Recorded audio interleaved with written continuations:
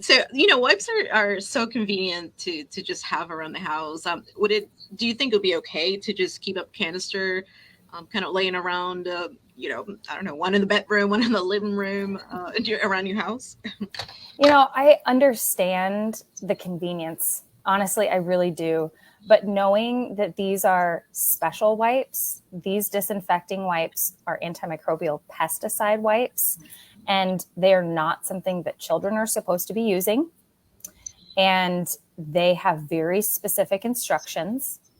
I'll talk about some of those specific instructions. One of them is that each canister of wipes that you see at the store could be different from another brand, meaning that they could have different ingredients at different concentrations, and they might not even control the same bacteria or viruses. In this case, the disinfecting wipes are, we're usually trying to control a virus on a surface.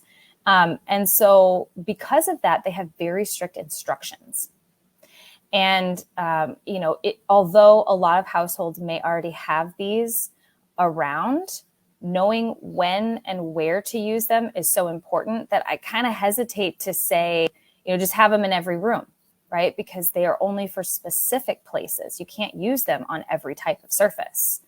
That could increase risks to the user. Some of these are not supposed to be used on surfaces where you prepare food, like the countertop, right? And so having a really clear understanding that you need to be reading the label every time that you're using the disinfecting wipe, that can help you understand the risks better.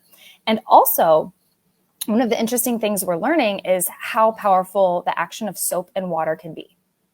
And with soap and water, you're looking at a much lower risk if someone were to accidentally become exposed. Now, of course, it all depends on how much and how and where on the body. But you're looking generally at a lower toxicity ingredient than some of the things that are in some of these wipes. And so if you can use soap and water to clean surfaces or to remove some germs from surfaces, that could be lower risk rather than trying to use it all the time.